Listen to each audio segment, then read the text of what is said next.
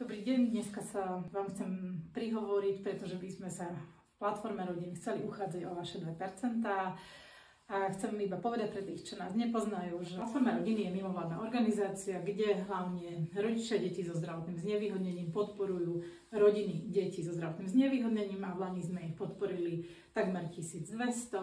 A zároveň sme našimi advokačnými aktivitami na ministerstve práce vyrokovali, aby rozsah tých, čo budú mať možnosť vochádzať do posudzovania na kompenzácie v novom posudkovom systéme, bol rovnaký ako v súčasnosti. A tiež sa nám napríklad v lani podarilo pustiť do etéru kampaň Neviditeľný odznak, ktorá mala dosah 69% populácie Slovenska, kde sme hovorili o tom, ako je dôležité priblížiť sa k tínedžerom so zdravotným znevýhodnením a mala veľmi veľký ohlas.